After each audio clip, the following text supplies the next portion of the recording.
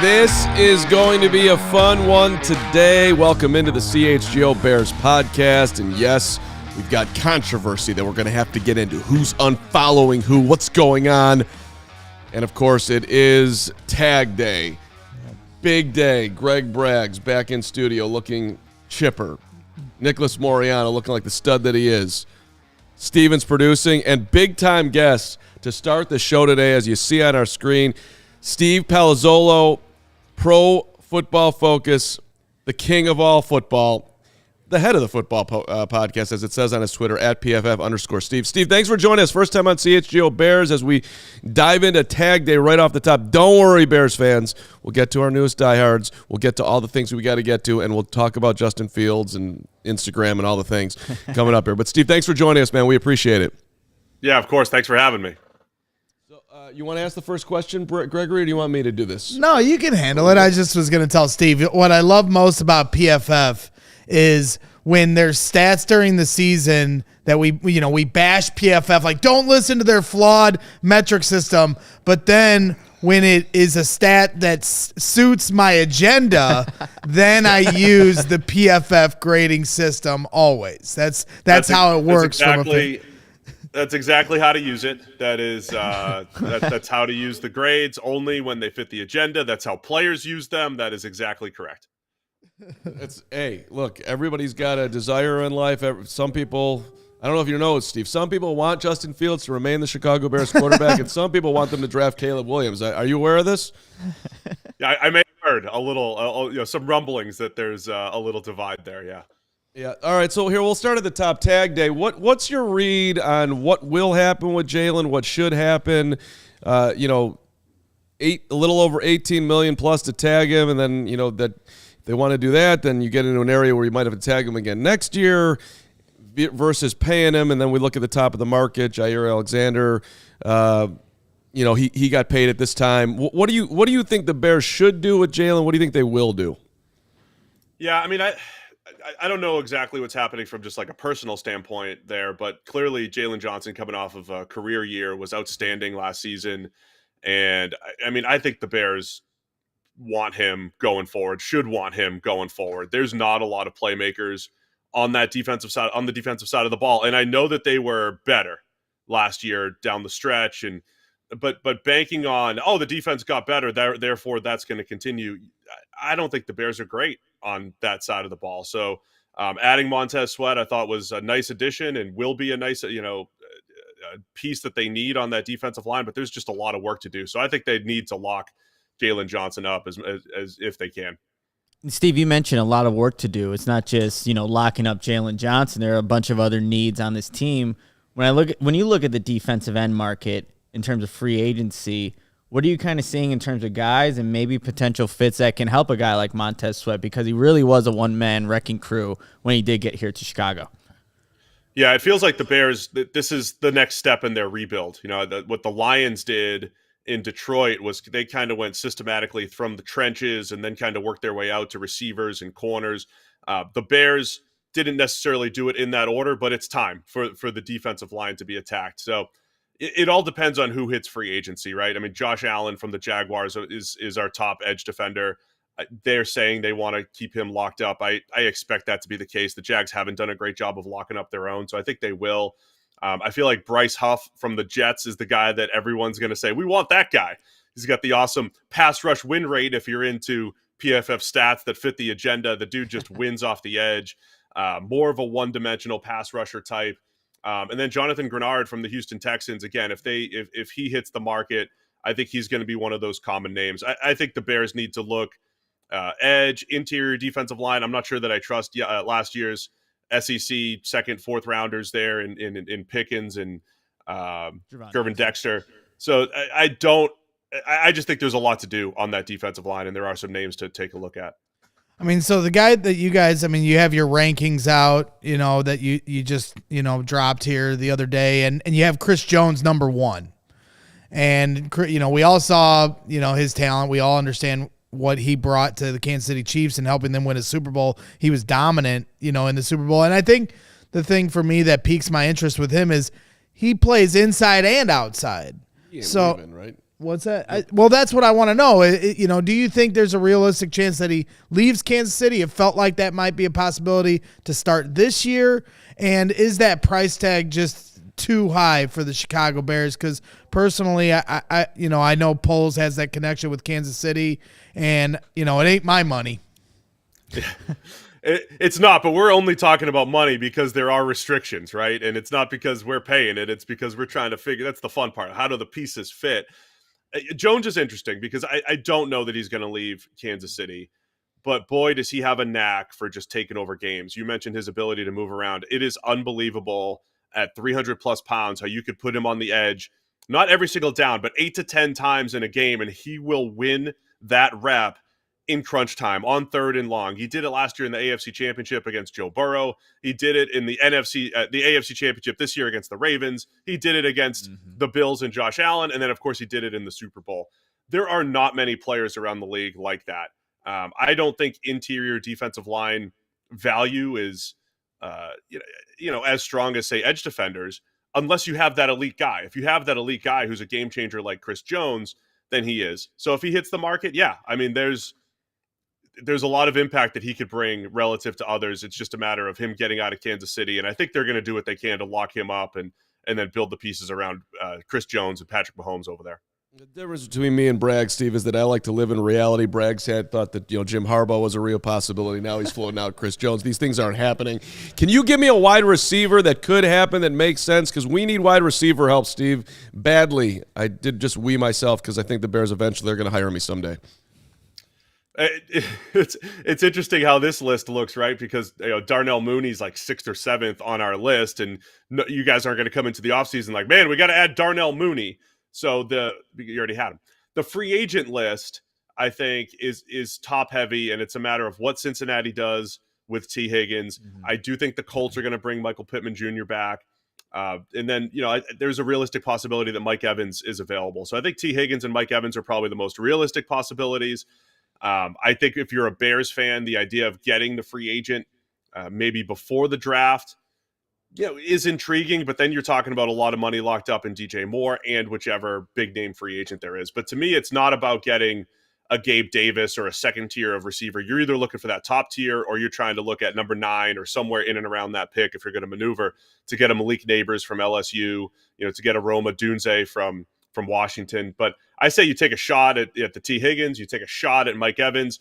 The risk there, though, Evans in particular, as he gets older, if you have over $20 million locked up in 2 receivers, that comes back to bite. So, I mean, this is what frustrates me. I've always felt that in years the Bears don't have the number 1 pick, which they do this year.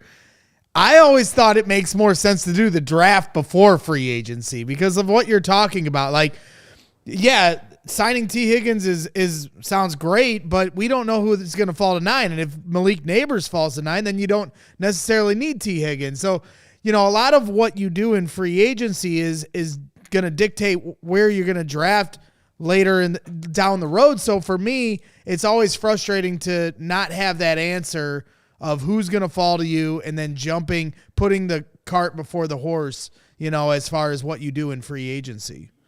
Yeah, I mean, I think that's why the smart teams, this sounds really good on paper, but the smart teams are going to fill their needs in free agency. You want to fill up that roster. You want to make sure that you're not going into the draft saying, oh, we need a starting tackle. Got to take one. That is where teams get into problems.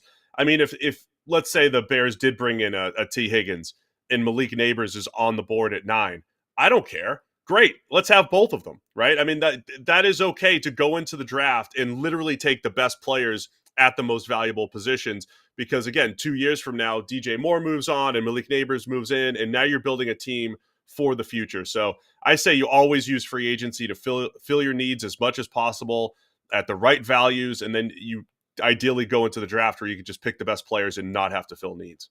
Steve, to kind of stick with the wide receivers real quick, I just want to get your thoughts on Calvin Ridley, because I think on a Bears team that already has DJ Moore, could that possibly be a scenario in which you're giving whoever the quarterback is in 2024, obviously another viable weapon? Because we just did a segment yesterday on today's show. The only wide receiver to actually catch a touchdown for the Bears, other than DJ Moore, was Chase Claypool, and that happened in week 2 against Tampa Bay. So the Bears just need weapons. But it was awesome, Steve. He caught it. He threw the ball against the backdrop in Tampa. I thought he was headed to the Hall of Fame. Didn't happen that way. I'm sorry. Go back. But yeah, go like Calvin Ridley. Your thoughts Chase on Claypool, a fan favorite in 2 different cities now already. Maybe 3 cities in Miami. Ridley's pretty good. I think where I struggle, I am a get as many receivers as possible type of guy. I really think that's how you win in today's NFL. Don't do just because Kansas City won the title after trading Tyreek Hill. That's not the pattern. That's Patrick Mahomes allows that to happen, and they just had the best defense they've ever had. So I am all about, you need 3 or 4 guys that are difficult to cover. That's how you win in today's NFL. The problem with Ridley is he starts to get into that. Is he a wide receiver 1.5, a wide receiver 2? I think he's a wide receiver 2. And the wide receiver 2 market scares me a little bit. When those guys start making, $16, $20 million a year, is Ridley going to be that guy? Because Jackson, if he was that guy that Trevor Lawrence is going to depend upon, they're definitely bringing him back, right? And now I think it's going to be iffy as far as whether or not he goes back to Jacksonville. So he's a good player. I just think every time he had to be a 1, either this year in Jacksonville when Julio Jones left in Atlanta, it just wasn't there as a true number 1. So that gets a little risky, I think, as far as the price tag goes. One more wide receiver, I've seen him in the chat a ton, and is Tyler Boyd, who's coming up on 30 years old, long time Cincinnati, is a potential 3. I like value, Steve. When I go into Chipotle, I debate whether I don't go for the extra guacamole because I think it's too pricey. Maybe can we get some value here with it? He's super cheap, Steve. I'm intelligent. I'm practical. I'm looking for a practical ad here. Would you think that Boyd would fall under that? Yeah, I think so. I think Boyd would be a very good 3, a high-end 3. I mean, that's when the Bengals went to the Super Bowl, you are talking about Jamar Chase as a clear 1, T. Higgins as a 1A, but the maybe the best number 2 receiver in the NFL at the time, and Tyler Boyd maybe top 2, top 3, third wide receiver in the NFL. That is absolutely, I think, a great way to build. There's also the draft. Of course, we always mention every year there's like 20 or 25 guys. Oh, look at all these receivers, because the college football, just sends a lot of receivers to the NFL, and they send them in on the cheap. And you can get guys like a Tank Dell in the middle rounds, a Josh Downs in the middle rounds last year. So yes, Tyler Boyd would be great, but you might also be able to get somebody comparable, come round 2, round 3. And part of that is that we haven't hit on mid-round guys. We talked about that yesterday. So maybe Ryan Poles wants to do the polls against him own self. Like, let me just pick that guy out in free agency because I can't seem to do it yet in the draft as insurance.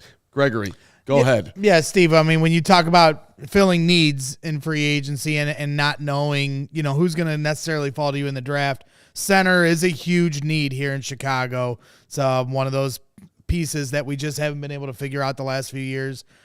I've been looking a lot at Evan Brown. I see him on your rankings. He's at the bottom of your list as far as centers.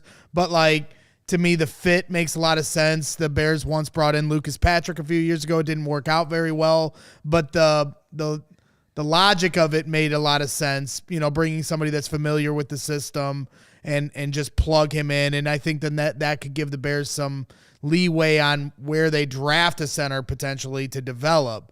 How do you feel about a fit for Evan Brown, or do you think there's another center that might fit a little better for the Chicago Bears? You mentioned he's a little bit lower on our rankings. I think you could fit him in, and he's a starter. I don't think he's moving the needle necessarily from an offensive line perspective. I really think Tyler Biadasz from the Cowboys has been pretty good. He's always been a little bit better in the run game than pass protection.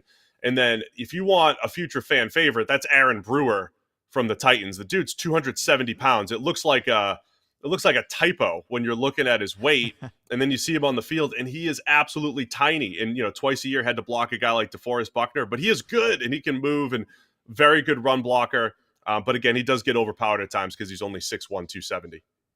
Steve, I love that. Let's go. It would fit the scheme that the Bears are running here in Chicago. To kind of transition a little bit to the draft, What's the ideal scenario at number 9? Because I feel like it can obviously go so many ways depending on how many quarterbacks, how many wide receivers go, the 2 top tackles. But what would you think would be the ideal scenario after the Bears maybe take Caleb Williams number 1 to pick at that number 9 selection there? I think it's a fascinating year because if you look at every mock draft, there are very few defensive players getting mocked in the top 10. But if the NFL is a little bit different than, say, draft media at the moment, and you do start to see an edge defender, a couple corners sneak into the top 10, does that have one of the top receivers drop? To me, it's all about the receivers. If Malik Neighbors from LSU, instead of going in the top 5 or 6, like a lot of people have him, can he drop to 9? To me, it's the receiver, it's the QB receiver combination, right? Get Caleb Williams at the top, get him a playmaker. Don't leave any doubt. I mean, the history of the rookie quarterbacks, Tua looks completely different with Tyreek Hill. Jalen Hurts looked completely different with A.J. Brown. This is a consistent trend. Even Joe Burrow looks completely different with Jamar Chase. Go get as many good pass catchers as possible. So I do think if Malik Neighbors was to fall at 9, that's your ideal scenario. Well, let's be more aggressive here. Look, the Bears take Caleb 1, Steve, all right? Do you think it's worth it to do whatever draft capital they got to give up to go from 9 to 4 or 3, probably either one, to get Marvin? Are you doing that? I'm usually against that. I mean, I went, the Texans trade last year is a good example. I love Will Anderson. They traded up to get Will Anderson, not to get C.J. Stroud. They had Stroud. They basically traded 3 players to go get Will Anderson. So the math on this basically is he worth 3 players, right? And I think Will Anderson's awesome. And at the time I said, if he becomes Von Miller or if he becomes Khalil Mack, 2 years from now, 3 years from now, is he still worth 3 players? Can you go back? Because the Texans don't have their second first-round pick this year. So when you go back and add it up, could you have a starting corner, a starting lineman, and another edge defender for that guy? So the Bears have to ask that question. Marvin Harrison Jr., would he be a game changer? Absolutely. But are they in the position to give up 2 or 3 other starters for that one elite receiver? I think that's the challenge. And I don't know if that ever works out in the end, but it would be a very aggressive move to say, okay, let's go get the top QB and the top receiver in this draft. 100%. I mean, drafting a wide receiver that high already is what goes against the grain in terms of value. Then to trade up and give up more picks to do that doubles down on that sentiment. I got it, but I've heard about 7,000 people predict that he's going to be in the Hall of Fame. And if he is a Hall of Fame wide receiver, if that actually is how it turns out, it would be worth it.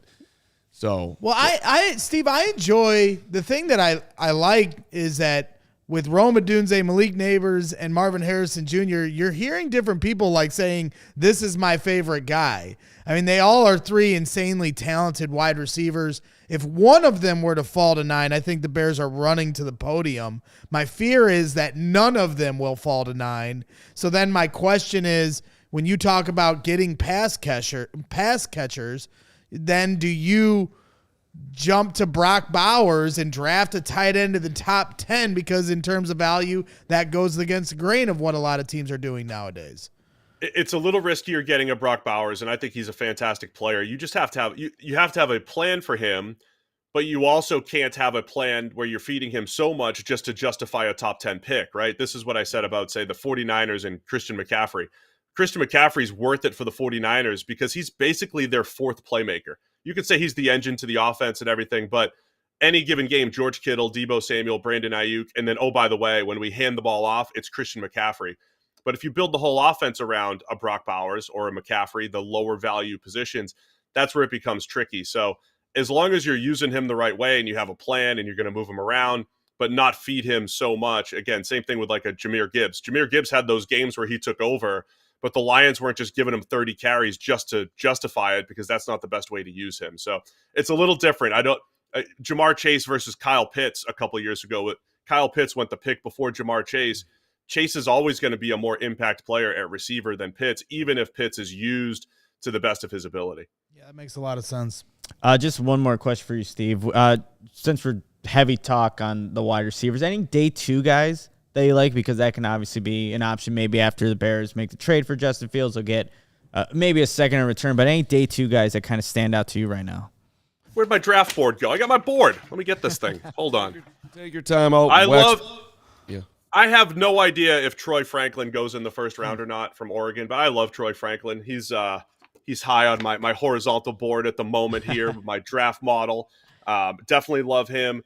Ricky Pearsall from Florida, I think, is very fast, and I was actually surprised. I mean, I loved him throughout the season. I was surprised at how many people loved him and saw what he did at the Senior Bowl, where he was outstanding. Ladd McConkey from Georgia, again, all these guys, there's going to be 95 guys with first-round hype, or at least mentioned in the first round at some point. McConkey's been mentioned there, but he is fast and quick. You don't get that a whole lot. So as far as, hey, we're going to have a big-armed quarterback like Caleb Williams, let's stretch the field, I think all of those guys would be good fits. Troy Franklin, Ladd McConkey, or Ricky Pearsall. Like it. And we're gonna have to start taking a shot for every time we hear Ricky Pearsall here on our show, because we've seen he's a trending name here on CHGO Bears. Nick loves him. Hey, Steve, if you had to bet your life as you leave us here, and we really appreciate the time. It's fun having you on. If you had to bet your life on who's going to be in the Hall of Fame, Marvin Harrison Jr. or Caleb Williams, who would you pick? Oh, Marvin Harrison Jr., I would say. I mean, it's a lot easier to – yeah. I mean, it's a lot easier. It doesn't mean he's better or more valuable than Caleb Williams. You got to take the quarterback. But, yeah, I mean, it's easier to project what the receiver is going to do than the quarterback. Good luck. If you could figure out, who the best quarterbacks are going to be, good luck. You'll have your NFL job. They don't even do it very well. So, give me Marvin Harrison. Based on that, are you drafting Caleb or are you sticking with Justin? I'm drafting Caleb Williams. Yeah. I mean, I don't think Hall of Famer justifies picks, right? We're still trying to win games, not just put gold jackets on players. A very good Caleb Williams is more important than a Hall of Fame Marvin Harrison Jr. So you're trying to take that shot. There's always going to be an unknown, but you're trying to take that shot to have a top 8 quarterback. A top 8, a top 5 quarterback is a game changer in the NFL. They put you on the green every single year, basically, and then, you stumble into hitting a putt. That's what you're trying to do. So Caleb Williams gives you that opportunity. Well, we appreciate all the hard work you guys do at Pro Football Focus. I know you guys catch a lot of strays, on social media and on Twitter. No one pays attention to that like you do. Look, Steve's just like laughing that off. He doesn't even know they exist. I'm in year 13 of catching strays. I'm fine. I'm okay. I was in my late 20s when I first started catching social media strays on behalf of PFF. It's fine. And we appreciate all the work you guys put out. Brad Spielberger is a friend of the show, comes on all the time. Yeah, we love great. Brad. So, but I would ask you, I'm looking at this right now and it says subscribe to PFF Plus. When I do that, what do I get? Yeah, I mean, all of our premium stats, our breakdown of college and NFL players. We've got our fantasy tools and our betting, gambling tools. So it's all rolled into that one PFF Plus package, whatever you need. Sweet. Steve, thanks for being here, brother. We look forward to talking again. Yep, thank you guys. Appreciate it. All right, that was a fun conversation. Good job, Nick. No problem, you guys. I think the PFF booth was really close to where we were at from Super Bowl Media Row. So, yeah, obviously we're all here living from that crazy week. But, yeah, Steve was awesome. Yeah, we're living on the edge. That was a fun conversation. All right. I hope people enjoyed it as much as I did. And if you did, maybe you'll crack yourself a Miller Lite. That's right, Gregory. Amazing transitions. I'm not drinking today. I'm not. But I would. but I didn't plan properly. Hey, no matter how you're celebrating St. Patrick's Day, wow, I need these. It's really depressing. It's a great excuse to gather with friends and crack open a cold one. Enjoy these moments with Miller Lite, the original light beer. Still the best one. So delicious, so fresh. Every time you crack one, it's like the first time. Miller Lite has more of the taste you want and less of the stuff that you don't. And yes, Miller Lite celebrating St. Patrick's Day this year by offering lucky winners and their crew the opportunity to see the Chicago River dyed green up close and personal on the Miller Lite party boat. I'm hoping to be on that boat with Greg Braggs and to throw him into the river. But even if we're not, you should enter for your chance to win. Visit MillerLite.com/Chicago St. Pat's, STPATS. No purchases necessary. Just get yourself in there. The promotion does end on March the 1st, so get on in there soon.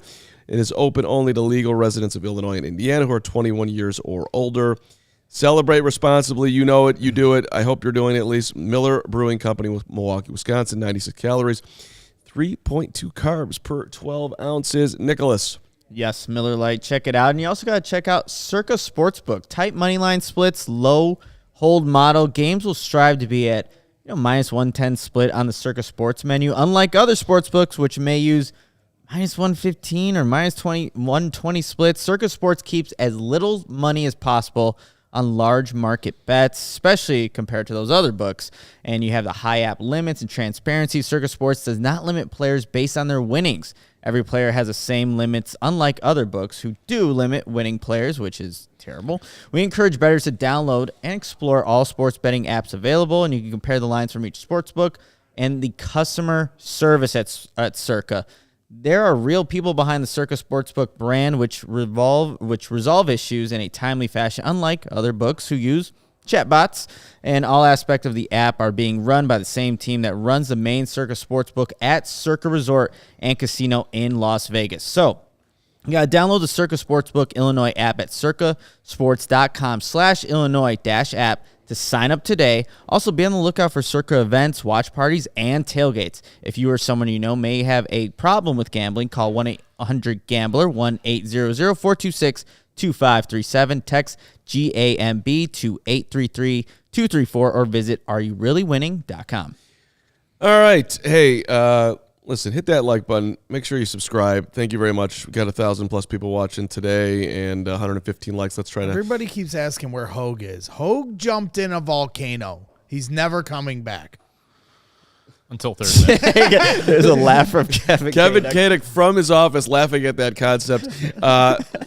I didn't see a lot of people asking where Hogue is. What? It doesn't have to be a lot of people. Coffee and Bears, the last 3 days or 2 days, is like, where's Hogue? We've answered it. Hogue is in a volcano. We got to get to the Super. Yeah, we got to get to this one. Look. All right. I mean, this guy, from our guy Matt Nuka, $4.99. Carm, you inspire me to change my picture based on what you said about my wife. Keep up the hard work, guys. There you go, Matt. I like that. Look at the suit. What a stud. Yeah. You're not playing now, Matt. You're not. No. I mean, exactly, Matt. No one. There's no chance that you're out kicking. You are the coverage. You are. You're the elite secondary and the D line. Way to go, Matt. All 3 levels. Let's go. I appreciate that move. That's hilarious. Is he wearing a black belt there? What? Don't ruin the. What I'm saying is that like a. I don't know. Belt. Matt, is that a black belt? Let us know.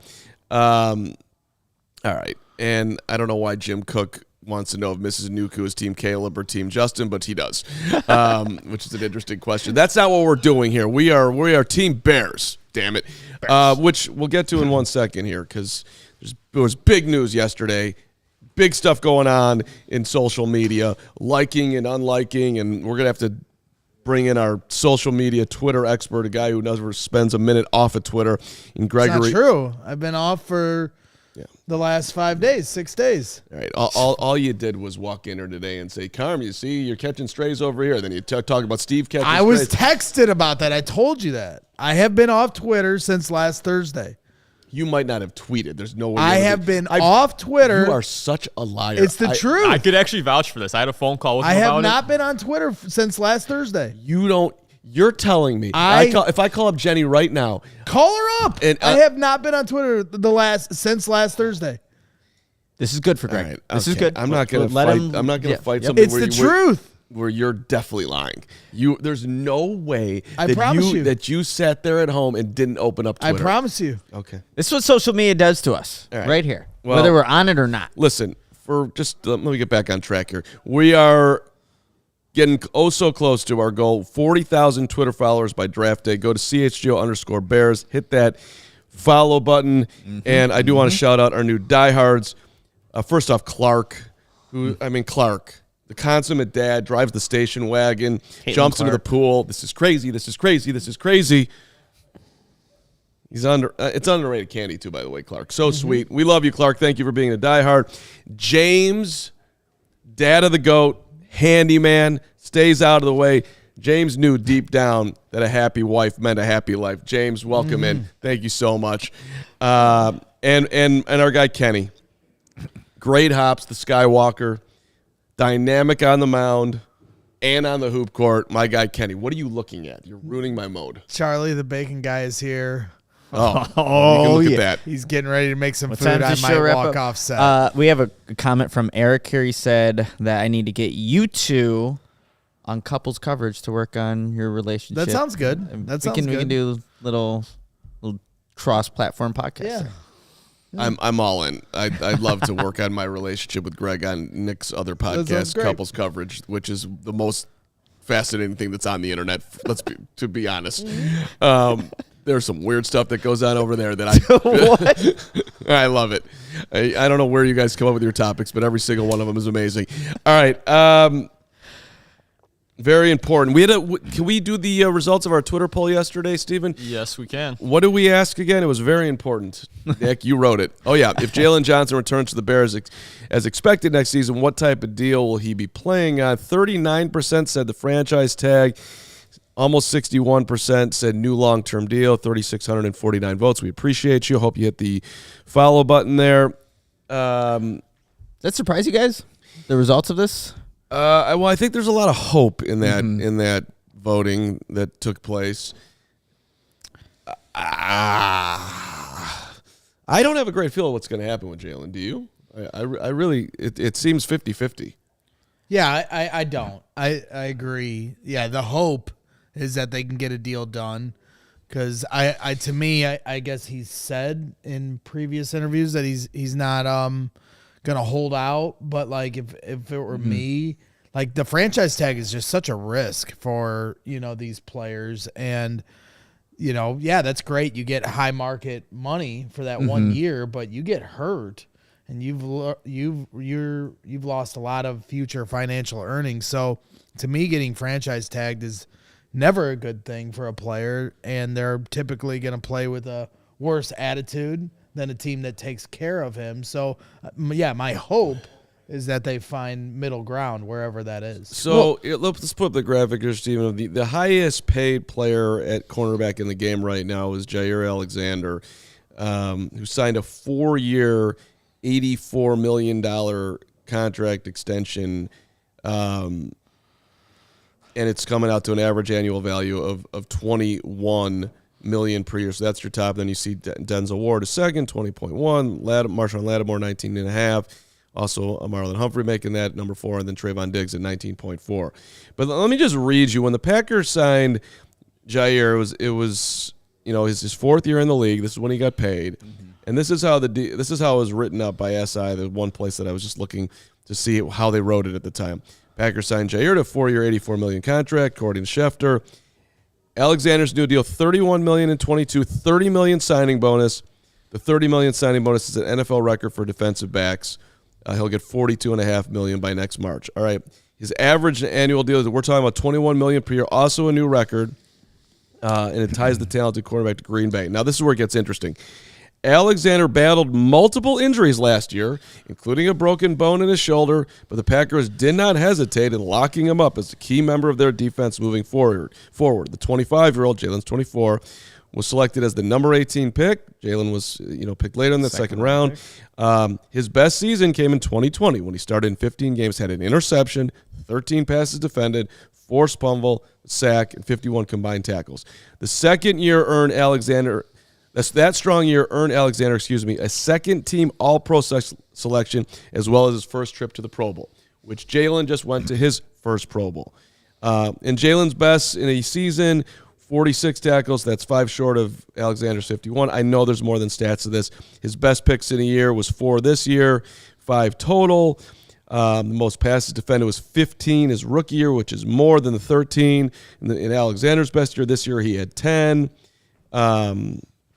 So Jalen has been out there telling anyone from Keyshawn Johnson to Parkins and Spiegel, we pulled one quote for you about how he wants to be paid at the top of the market. And people that I have talked to behind the scenes have told me, and I've said this on CHGO Bears many times, that you're not getting a deal from Jalen. This is why we're at where we're at. If there was a deal to be made, the Bears were willing to do that a while back. Jalen wouldn't do it. And here you go. After this year, You can't say I can't cover at a high level. You can't say that I can't take the ball away. You can't say that to me, that I can't tackle. Realistically, what is it that I can't do that deserves top pay? That's how he views himself, which is why when we're guessing at it as to what's going to happen, I have no idea. Because, I mean, Ryan Pohl says some really nice things about Jalen. He says he's not going anywhere and all that. Yeah. But does he view him as somebody worthy of paying at the top of the market? Would he do it? And to this point, he hasn't. Well, I think, too, we always bring up, well, why wouldn't he do that? We bring up some of the injury concerns. But you just highlighted with Jair Alexander. He was dealing with some things, too. So you're not going to find that perfect player who never misses a snap, who's always on the field, who's getting pick sixes, changing the game. That just doesn't exist. But you want to just see consistency. And from Jalen, it really is this 1 year where you see the ball production, but you also see his ability to be in the right place at the right time. When you're looking at the top-rated corners from last year, the NFL passer rating when targeted was 33.3, easily the lowest among the top cornerbacks in the league. And so he showed at the high in 2023 that he can play at an absolute elite level. Yes, he's probably going to miss a couple of games, but is that worth the risk? And I think if you want a top-end corner like Jalen Johnson and you have a young guy on the opposite with Tyreek Stevenson, you want to keep that foundation set because the Bears secondary is, I think, an up-and-coming unit right now, especially with a lot of young players. And Jalen Johnson, he's a cornerstone piece of that secondary right now. What are you smiling at? I'm getting very angry at our producer, Steven. All right, so I was gesturing to you if you wanted to have this first one. You gave me no indication. Me off. I started eating it. Charlie the Bacon Guy has given me a delicious. It's like a cinnamon. You completely lost your focus. croissant There's with, a like, key. He's eating a bacon. cinnamon roll. Anyway, so You lost your focus in the middle of the best segment it over a looks cinnamon roll. delicious. It is delicious for what it's worth. You guys will be Charlie, getting some soon. the bacon guy, is pissing me off officially. So I mean, we were legit having like a normal conversation, and you you were smiling. I thought you had some great cornerback thought, and you're literally smiling at a piece of food. yeah, I mean, What- so to go back to Who can do a show you with this didn't guy? have to acknowledge my face either. You could No, have I know, just but that's gone what- back to but your that's- rambling that you but do we're- on a daily basis. Now, Hold on. We actually got a super chat that We're in a proves this show. perfectly. You're on the show. I'm looking at you. We're in relationship right now. Of course, I'm going to acknowledge if you're Gotta go to smiling couples like coverage. this, like the Gotta go to greatest thing that's couples happened. Irvin Ruiz, $5 says food on set. We aren't seeing Greg anymore, and we're definitely not seeing your I focus can't anymore. handle this. So, Did you have breakfast? You know, so because the one thing that Steve surprised me out when we had Steve on here just a minute ago, and he said that the defense didn't have as much talent on that side of the ball. And I mean, to me, once they got Montez Sweat, a lot was unlocked. I mean, they ended up with the tied for the most interceptions in football with 22 interceptions on the year, tied with the 49ers. And that was in half a season with Montez Sweat. I can remember doing shows, you know, halfway through the year where they weren't getting any turnovers, any sack production. And all of a sudden, one pass rusher changed all of that. So, yeah, to me, you got to keep Jalen Johnson here. You got to try to get him paid. Do it, Charlie. Bacon guys got to give me a cinnamon roll. Now I'm happy. Now I can focus. Get away from me. Do not touch my thing. No, you're not going to take it. Anyway, so now it's staying right here in the middle. Charlie the Bacon Guy, we love you. And so, yes, to me. You can put it down. I won't take it. No, you aren't going to touch it, and I'm not you can put it trusting down. you. Yeah. So, yes, to me, you know, I think if Montez Sweat can unlock that. Another pass rusher. Pass rusher, another draft where you're influxing more talent, another year of experience with Gervon Dexter, Zach Pickens. In Eberflus' system, and Matt Eberflus' system. Now all of a sudden, you know, so that was the one thing of Steve brought a lot of good things, but I thought the defense was already a top 10 defense last year. They might not necessarily be household names, but they are trending in a very good direction to be maybe this is hyperbole, but a top 5 defense next year. So, you're absolutely right. If they add one more guy who can get to the quarterback via free agency and or the draft, the Bears defense should be an elite defense.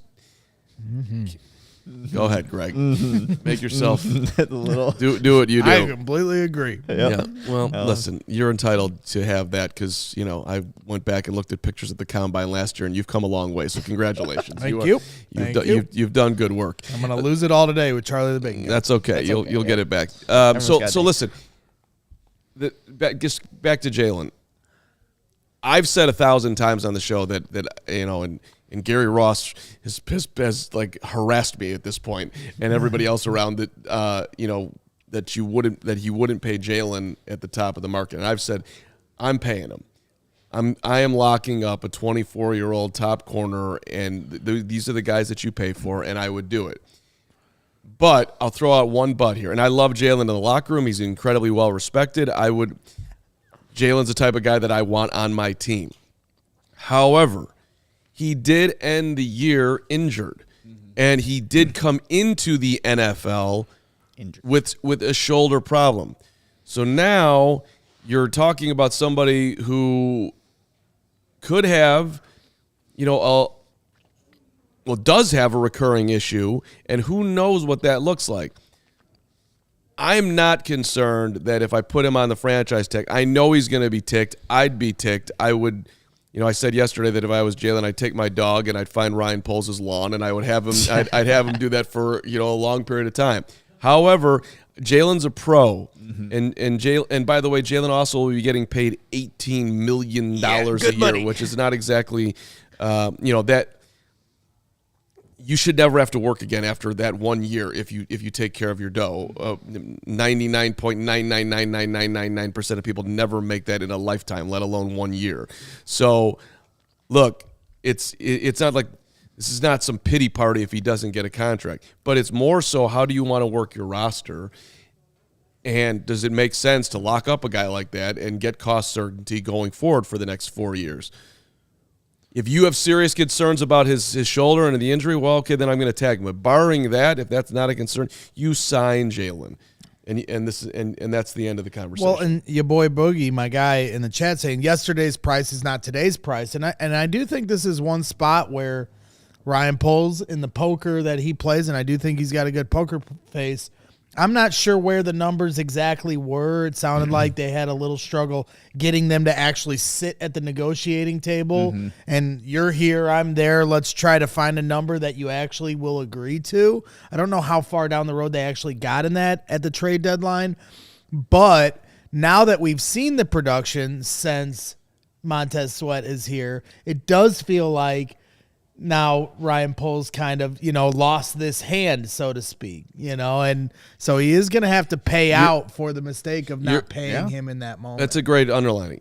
I don't know what the number was whenever it was, but they definitely are going to pay more now than they would have however far back we want to go then. And that's look, in the end, that means that Jalen Johnson did his job. He met the expectations, exceeded them.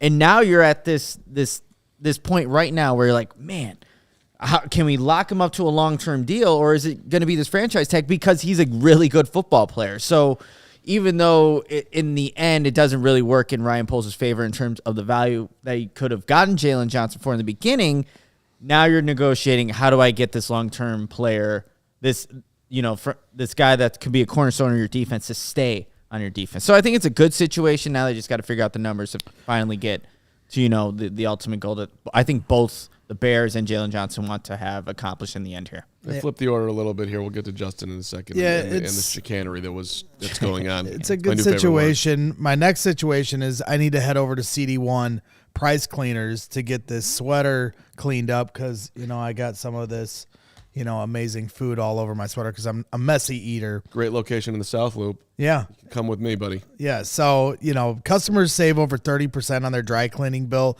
by switching to CD1 Price Cleaners. Other cleaners charge a different price for every garment type. Plus, they have upcharges. You may pay a different price each time you visit. At CD1 Price Cleaners, they charge one low price for any garment.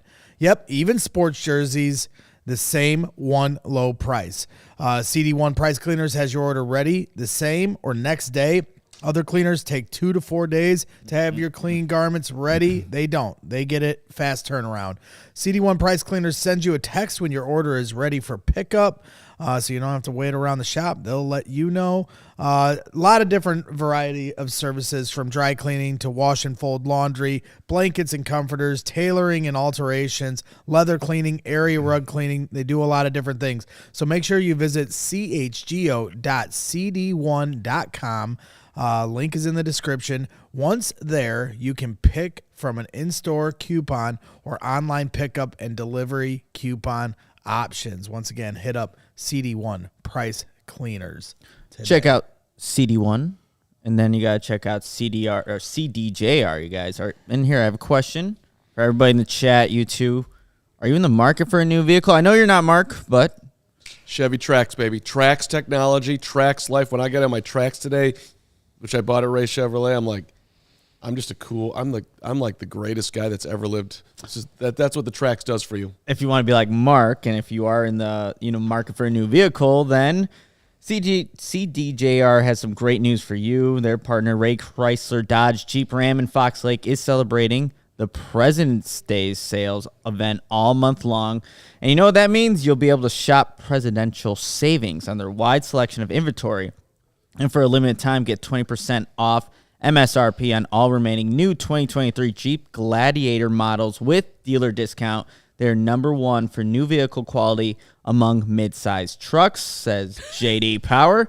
And that's not all. Shop their last call on their select Dodge Challenger and Charger models. Dodge is the most powerful muscle car brand, so you don't want to miss out on their last call. With over 20 Dodge muscle cars to choose from at Ray CDJR, you'll always be able to shop one of Chicagoland's largest inventories and drive home with more money in your pocket than you'd expect, thanks to Ray's price promise. Don't miss out. Shop great deals all month long and save big, because Ray CDJR makes buying a new vehicle more affordable than ever. But that's not all. Just for listening, you can get a free oil change when you mention CHGO at the service center, or mention CHGO when you book online at raycdjr/service. But you have to schedule before February 29th. So if you're in the market for a new vehicle, then you have to check out the team at Ray Chrysler Dodge Jeep and Ram, because they're the only team we recommend. Visit them today on Route 12 in Fox Lake. For more information, visit Ray CDJR in Fox Lake or raycdjr.com. Serving the community since 1963.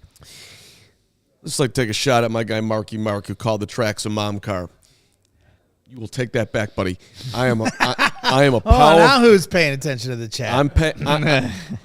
Well, don't you can't. You not only are you coming at me, but you're coming at Ray. Like he wouldn't put. You think that Ray Scarpelli would put me in a mom car?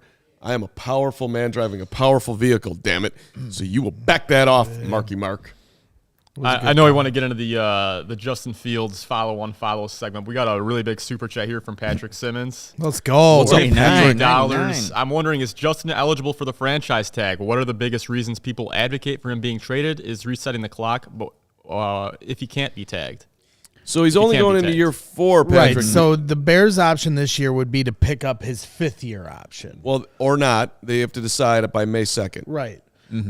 Right. So, but if you picked up his 5th-year option, then after that, you'd have 2 more years to franchise tag him down the road, right? Could do it that way, yes. That would be a heavy price tag for Right. the quarterback market.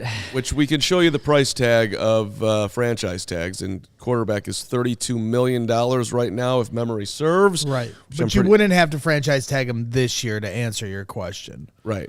And then what are the Got biggest him. reasons? If you're keeping Fields, or whoever does take him on in a trade is getting Justin Fields very cheaply this year. I think it's like $6 million, correct? the rookie contract, yeah. Look. If you are keeping Justin, at least how I would do it, and I'll reiterate my brilliant point again. I would go to Justin, and I would say, Justin, we love you. We love your leadership. We love your talent. We love what you've done for the organization. We apologize for the way that we have not properly supported you with 2 head coaches and 3 offensive coordinators in the 3+ years that you've been here. But to this point in time, we view you as somebody who we can win with, but we haven't proven, and we accept our part in this, but you have not proven that you are somebody that we can win because of. We think we can win with you. Henceforth, our contract offer is this. And I would try to get him on a team-friendly deal.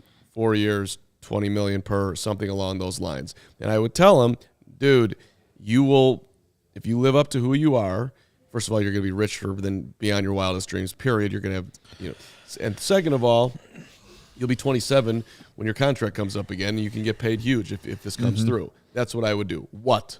Well, I mean, the irony of you saying earlier that you live in reality and me bringing up Chris Jones and Jim Harbaugh is not way living in more that. reality. Justin Fields, we've been over this several times with you. Justin Fields is never going to take a 4-year, $20 million a year deal as the quarterback. Daniel Jones got $40 million a year. Just for the 900th time, he is never going to take that deal. So stop bringing it up. Okay, but it's not. It's you talk about unrealistic. It's not going to happen. What? Okay, let's have a logical argument about it. What do you think is going to happen? You think they're going to draft Caleb, right? Correct. Okay. We've been over this. Okay, and what do you think they're going to get for Justin? Who's coming to get him? I mean, the Pittsburgh Steelers, second round pick or 2 second-round picks. Right. The Pittsburgh Steelers are coming to get him. Right. Are they extending him? Are they picking up his 5th-year option? I think, yeah, at most picking up his 5th year. Maybe, but maybe not. Which is why they're only giving up a late 2nd-round pick. I think So hold on a second. So you're him. Now you're in Pittsburgh. How long does he get to prove that he's the dude there? 1 season probably. Not even 1 season. There's gonna be competition for the gig. He might not even be the starter. He might not beat out Kenny Pickett, dude. No, if you're trading for him, it's okay. He's the favorite. He is the favorite. Right. I will grant you that. And maybe he steps up. What happens if he goes to Atlanta? And I also think I think the team, to me, what makes the most logical sense is to pick up his 5th-year option, because you're getting that first year for $6 million, and then the second year is like $25 million for his 5th-year option. So essentially, you're getting Justin Fields for 2 years for $15 million a year. I'm just telling you that I am locking in. He can make a huge bet on himself, and I'd respect him if he did it. But I'm telling you that I'm locking you in with a lot of freaking dough to be the starting quarterback of the Chicago Bears versus putting you out into NFL purgatory, which could or could not work out. I would think that would be appealing for him. Maybe I got to pay more than 20. Maybe it's 25. If you wanted to do it, I think it's a non-starter. I'm just telling you, I get the team-friendly deal, but you just, every time you bring up the $20 million price talking point, and that's where I'm pushing back on you. You want to get that number closer to Daniel Jones at $40 million a year? Well, I know you don't, but I'm just saying that's when the conversation becomes more realistic. Daniel Jones was way more accomplished than Justin at that point in time. You don't listen. Maybe I'm not living in reality, but I think I'm living in reality. Well, isn't that everybody's own reality? Well, I just don't. Look, this could go a lot of different ways for Justin. I'm giving you some security, and I'm doing it. Listen, I don't think they're doing it because I'm assuming, despite Kevin Warren's incredible words, is that they're going to do what everybody thinks logically is reset the quarterback clock and draft and take the guy at the top who a lot of people think are generational, and that's the route they're going to go. But again, we don't know how these meetings are going to go. We do know without an ounce of a doubt that they love Justin the person. So if the meetings went sideways, if they felt uneasy, if their scouts watched Caleb and had some concerns that have not been voiced by anyone anywhere, but if that are very few people, so you're getting some random trickles in that he's not all that, and which is fine. We had Nate Tyson who thinks that Drake May's better. I heard Hub Arcus the other day thinking that he thinks the best quarterback in the draft is J.J. McCarthy. And so there are different outliers who don't believe that Caleb is the guy. Right. They are outliers. Merrill Hodge, another outlier. Okay. Sometimes the outliers are right. Sometimes consensus is wrong. All these things are possible. I'm not sitting here on the CHGO Bears podcast pounding the table and telling you that this dude's going to be a Hall of Famer. I'm just telling you what everyone seems to think is going to happen, and also leaning into how far the Bears have gotten to this point with Justin. I don't know how we got on this conversation. I blame myself. The point is that I made a great, but let's pivot into the news of yesterday, which is that Justin unfollowed the Bears. You're our social media expert on this show. Yes. He doesn't follow the Bears. We just don't know. He doesn't follow them on Instagram. Do we know for a fact that he followed them before, Greg? What have you learned? What have you figured out? Insider Greg Braggs on social media. Let's go. I just love, Bears fans, or this time of the offseason. Somebody said to me, or, I saw somebody say that the only thing worse than following the Bears during the season is following the Bears during the offseason. And it's the truth, because we just kind of just spin these webs of conspiracy, and we just get way ahead of our skis with everything. And that's just what the passion of the Bears fan base is. And I'm just as much to blame for some of this as anybody, as Nick is now getting distracted by the amazing smells happening in our studio right now. Here. Charlie the Bacon Guy has changed the entire atmosphere. Oh, That's my a true story. So, at the end of the day, the whole thing's kind of funny. We've seen this before with Instagram accounts, people like washing their pictures of the team they're playing for. We've seen it in Chicago, and then I think Montgomery was one of those. David Montgomery, it happened at one point. But then there's other times where the player ends up coming back and it all becomes a moot point. So I don't know. I'm not going to sit here and say I know for a fact that Justin followed the Bears before and then is now unfollowed them. I mean, I don't even know if I can 100% confirm, just through, everyone going crazy about this yesterday, that he definitely doesn't follow. Do we say we know this for certainty, right, guys? That he does not follow the Bears? I looked yesterday. I'm like hesitant to even say that. I'm looking up, right now as we are live on this show, looking up Justin you Fields follows Chicago. He does not follow the Chicago Bears, but when you go to his profile, he's still in his Bears uniform. It says Chicago Bears, Atlanta, Justin Fields Foundation, and Uno Fields. Yeah. His dog also does not follow the Chicago Bears on Instagram. So the way this was framed was that, and Tom Fornelli, has a pretty big, platform on Twitter, because you say I'm the social media guy. I'm a Twitter guy. I'm not really with the other social mediums, even though I probably need to. I'm sorry, I've tried to uplift you. Yeah, no, well, it's not. Trust me, it's not uplifting. So yeah, I don't know. So Tom Fornelli put that out there that he unfollowed the Bears, and so did his dog Uno's Instagram. How many followers account. does Uno have? Oh man, Uno? Boy Yeah. Boogie's complaining Look it that the dog's got more. He's Uno Uno, is a man. stud. Yeah. Let's see. He has 55,000 followers. It's on this graphic. 55,000 followers for Adorable little dog. Uno. So Poppy's the whole great. thing is pretty funny to me. I follow Uno. You follow Uno. I do. Now in this day and age, yeah, it seems kind of nauseating that this is stuff that you have to even report on or follow. But at the end of the day, kids use social media a lot differently than old timers do. And so you got to follow it to a certain extent. I didn't name any names. I thought you pointed. It was at a it. No, I gesture. didn't point. No point. And so, when Caleb Williams is liking tweets that are attached to the Bears, I mean, when the Bears wish Virginia McCaskey a happy 100th birthday and he's liking that tweet, and then you go into his likes on Twitter and you see he's liking Bears fans that are, giving him love. He liked a video of Merrill Hodge saying that he wasn't going to be shit in the league. Like, to me, that is stuff that you do monitor, that he's one of these guys that does follow this. So outside of that, I'm not going to put way too much stock into the whole Instagram thing. But the other part that was interesting of the whole, flooding of what Justin Fields follows on Instagram was the line went from minus 450 that the Bears were going to draft with the number 1 pick to minus 1,000 in a matter of like an hour. Yeah. So that was the other aspect of it. And, Vegas obviously is in the know. You're always saying that. Vegas knows before most. But at the same time, the line also moves because of how much money is coming into something, right? Yep.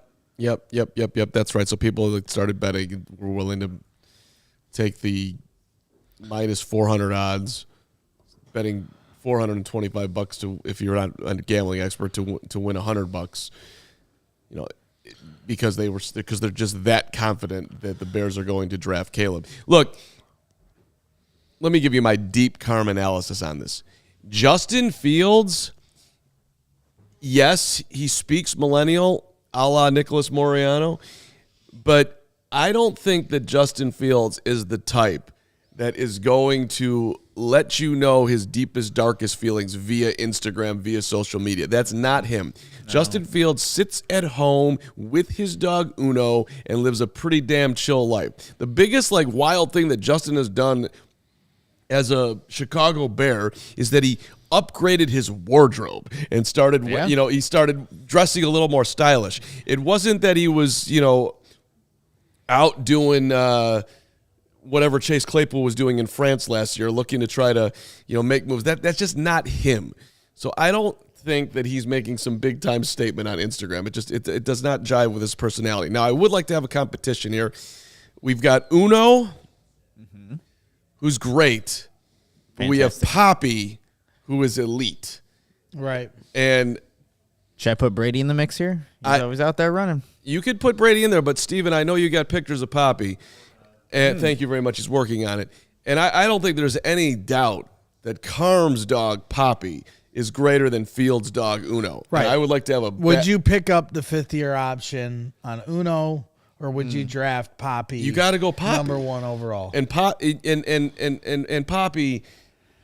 is just, See, but then you also got to worry about Poppy's management, the people in his circle. Yeah. From reports, I've heard Poppy, some of the people closest to him are batshit crazy. But look at the way Poppy just hangs out on the lakefront and looks for danger in the distance, sees a Packers fan, is eyeing the Packer fan down right there on the lakefront, staring at Soldier Field, where perhaps the new Soldier Field will be built. That is an elite animal. Uno is just, I don't know what Uno does. He's sponsored by Pepperoni, so I don't know if just putting it out there. He's got sponsorships. To me, Poppy is just elite. Uno is a fraud. Poppy is cool. Thank you. I like Poppy. Uno. Think about the impact that Poppy's had on this show every time she comes in. I don't think I've ever met Poppy because I'm never here. Yep. You here tomorrow? No. All right, well, thank you. Thank you, Tony. Do we have anything? Oh, we got to do super chats. What did Tony say? He said that we love Poppy. Okay. Tony. Thought you didn't pay attention to the chat. I do, but I don't. Be quiet. I don't need to hear your explanation. I don't live and die. I want to eat bacon. Did you say that you were catching strays from some complete? All right, I'll leave super that chats. one alone. Yeah, go ahead, Nick. Thank you. We got Isaac here with a $20 super chat. Appreciate you, Isaac. We have Steve Edwards had the best comp to Justin Fields. As a Chicago sports fan myself, I have heard yet on After Dark, shameless plug, LOL. Appreciate Fields you. equals Baez, beloved by fans and uber talented, but just missed on easy stuff sometimes. Yeah. Steve's awesome, man. Yes, big Steve Edwards, former Chicago Bears offensive lineman, blocked for guys like Thomas Jones and was on those great offensive lines with Olin Kreutz and all them. And so it was actually a lot of fun last night on After Dark, having Steve Edwards and Corey Wooten, talking about the trenches. That was why I brought them in to talk about the defensive and offensive line. But they got into the Caleb Williams versus Justin Fields conversation to start, and I kind of just let them have it. And for the first half hour of the show, they kind of just went back and forth, and I kind of just stood back and let them have it. And to Isaac's point, Steve did say at one point, that the comp to Justin Fields is a lot like Javi Baez. He hits home runs. He has a lot of flair, a lot of splash plays, a lot of wow moments, but then he has a lot of strikeouts that go along with it. And it was an interesting comp for sure, and it was a good discussion. So if you haven't watched Bears After Dark from last night, it's on the YouTube channel. It's on our audio platform, so make sure you go ahead and watch that. Greg's been doing a great job with that show. Not as good as the guy that used to host Bears After Dark, but he's been doing a great job with that show. Next up, thank you, Isaac. Appreciate you, brother. Coming up is our guy B Shep 23 $4.99. Leonidas loves Justin Fields. Loves Justin Fields. I believe that's one of our Leonidas chatters loves in here. Justin Fields. Which Leonidas definitely is isn't in true. our chat every day, creating a lot of havoc, and I think maybe that's a lie. And I think maybe We this appreciate the person super chat, paid $5 to lie on Leonidas's name. RSG Don't Ball, $20 super chat here. I know I'm late, but it's hard to believe that Thomas Brown settled for a passing coordinator job to coach Field instead of the number 1 overall pick. Am I reaching, guys? I don't think you're reaching all too much, because I think when you have the opportunity to work with, both guys are talented, right? But there's just something extra when, it's Caleb Williams and the potential of fitting in this offense. Yep. So I don't think you're reaching at all. There's another point that Big Steve made to Corey last night. So just continue to plug After Dark. Well, so if you go check out After Dark. Listen, well, it is interesting though. The Chiefs have had a incredible level of success in retaining guys, retaining coaches who have had promotional, at least in title, opportunities to leave. But they have decided to stay in Kansas City because they feel secure that Andy's not going anywhere. They like their lifestyle, and seemingly they're getting paid well too. The Bears are about as far away from the Chiefs as you can get, yet this offseason, the way it went, it seemed like people, really wanted to be here to coach here. So that's, read into that what you want, but I think there is some logic in thinking that it might be that people are very, very high on the quarterback. The Bears have the ability to draft if they decide, or maybe you can be someone who reaches and says that, I think I can really take Justin to the next level too if you want to go there. No doubt. All right, next up is Super Chat. Matt Nuku coming back here with $2. That's a tux in the pick. No black belt here, brags. No black belt. Oh, okay. All right. It kind of looks like a... I really don't see a black belt. Were you trying to say it was like a karate looking thing? Yeah, it does, doesn't like it? Like a gi? Doesn't it? I mean, the picture's kind of small from our vantage point here in the studio. So Look good. Looking good. But doesn't it kind of look like he's Noku's in a dojo? he looks like a movie character. I can see what you're going for there. Man, Yeah. I think it's a good looking suit. Mm-hmm. dude, straight power. Yeah. Matt, paying to correct you. You owe Matt $2 Why? because he said it's not a black belt, it's a tux, and he had to pay $1.99 to do that. You owe Nuku $2. All right, Nuku. Thank you. All right, couple more. B Shep 23. Justin Fields is elite in all caps. Look, more dogs. Love it. On the Oh, there we go. yeah, on the profile pic there. Good pit bull, great animal. Gets a bad rap. It does. Yeah. Love a good pit. Patrick Simmons, $10. He had a couple typos in his $50 super chat, so he sent us $10 more. Completely unnecessary, but thank you very much, Patrick Simmons, saying that his speech to text is terrible. You're all right, Patrick. Yep. Thanks for your support, he man. was not done yet. He sent another $10. Patrick, leading super chatter of the day here. By the way, they're definitely keeping Justin and building around him. I take on any humiliation bet anybody wants to put up. All right, Patrick. Wow, that's anybody? big. Anybody want to bet Patrick? Brags, you wimp. Humiliation bet. How are we gonna do this? We'll have to- You'll have to Change do his profile picture. Here in the chat. No, Patrick will have to send in a video of him doing 10 push-ups if he loses, and if you lose, you'll have to do 10 push-ups on the set. I mean, that's fairly easy.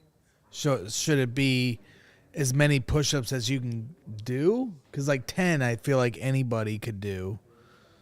Right? Look at the look that Mark's giving you right now. The point is that you lost and that you got to do push-ups. It's not how many you have to do. Well, but there's nothing humiliating about doing 10 push-ups, so your idea sucks. We'll have to figure it out. It's a work in progress here. We'll figure it out, Patrick, but appreciate the super chat. We'll workshop this one for 3 hours after the show today. I can't wait. $20 coming in. Did we get that one? Yeah, $20 coming in from Seth Crane on the back end here. Thank you, Seth. Appreciate it. Carm, I think you've lost your mind. Just comparing stats. Jones averaged 2,800 yards passing and 15 touchdowns. Fields, 25 yards passing and 13 and a half touchdowns. All of this isn't even considering Jones averaged 100 or more attempts a year. And not even including his rushing yards.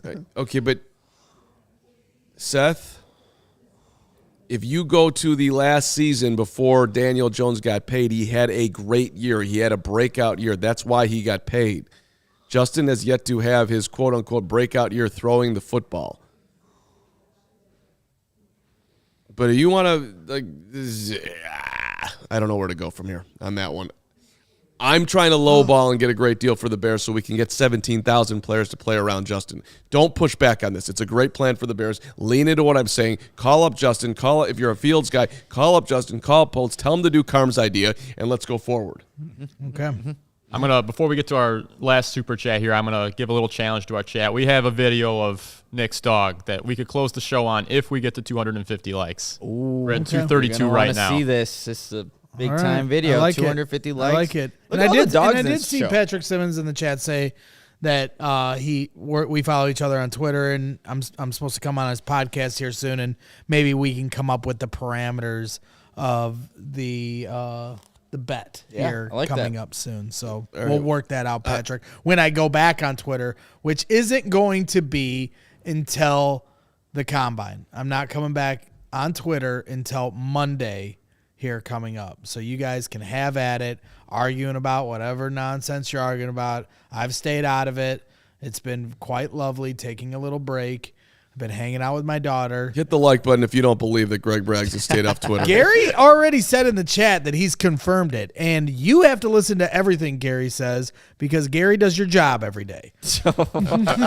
All right. Can I have some bacon from Charlie the Bacon Guy? Almost. We Yes. have one more super chat here from British Bear Phil Cundy. £5 sterling. Is that right?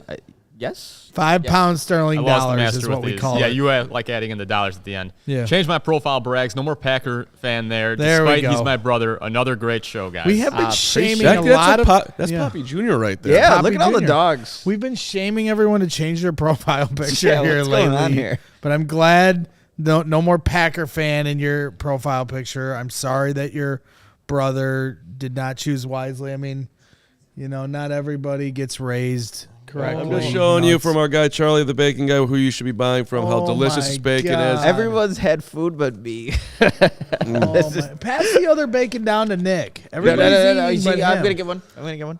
You don't want? I'm getting Really good. Really Give me crispy. a bite of the bacon. Give me a bite of the bacon. Nope. No. I'm going to count to 3, and then I'm going to start losing it. One. You had your treat. You had your treat. You got to give me another bacon. Let's go. Right There's over there. so much bacon over there. You had your treat. Oh my god. Here This it is a comes, great There we Braggs. go. Now we're talking. This is podcasting. Thank you. No, don't, he's okay. I'm not okay. I need bacon. Jeez. All right, let's This see is Nick's nice. dog. We did just get one more super Isaac chat. Siegel, $5 super chat saying, anybody here, Cap and Hood and Shea, go off on Harrison, Graham, and others for even covering the Insta Fields thing? LOL. We did not. Well, Cap's always going off on somebody, and we appreciate Cap's passion towards going off on people. Wouldn't that mean that you covered it too if you went off on it? That's That is true. true. That's true. That's true. Wow, this bacon's life changing. Anything. Life-changing bacon. This is amazing. Charlie, the bacon guy. Just an amazing individual. I love you more than words can describe. What kind of flavors we got there? He does the I don't craft know. bacon. What kind of flavors are these, Charlie? chorizo and honey chipotle. Oh, honey Chorizo chipotle's got my and name on it. Honey chipotle. All right, this is disgusting. We should. No, it's not. It's great. Are we going to see the video of the puppy? Yeah, that's what we're going to close the show What's on. your dog's name? Brady Brady. boy. Pizzatola, great chat to end the show again today. Love you. Thanks, And everybody. thank you to What? What do we? you booked the guest. You get to say thank you. Oh, Steve. Damn. Palazzolo. That's I right. appreciate Palazzolo. Yeah. PFF. Great friends from PFF. Always coming through. Thank you to one and all, Charlie the Bacon Guy, Sarah, Emma, Steven, Greg. this Bacon. vile human being, and So good. and the rest of you. We'll see you tomorrow. Big show tomorrow. Hogue. That's right. He's back on Thursday. We're counting the minutes. That's 2 days. One Tomorrow's more day. back on Thursday. I said One Hogue is more back day. on Thursday. Tomorrow, big show. Oh. Hogue is back on Thursday. There was a comma in there somewhere. Probably the show's All going to get worse on Thursday when Hogue gets back. That's not true. We've been holding it down. That's Thank what you, we do. Brandon. Have a great rest of your day, guys. Hit that like button on the way out. Hit that Become a subscribe button. diehard. Become a diehard. Sure. We'll see you at diehard overtime today, buddy. We'll see. I got meetings. Some of us still I'll work be in there. after the show. I'll is be in over. there. I'm going in, and I'm going in right now. How's that? See you later. Here's You're ready. Let's go. Whew.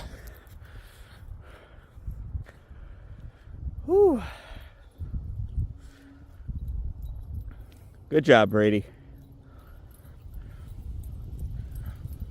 Getting those morning sprints in. We all silly like the mayor.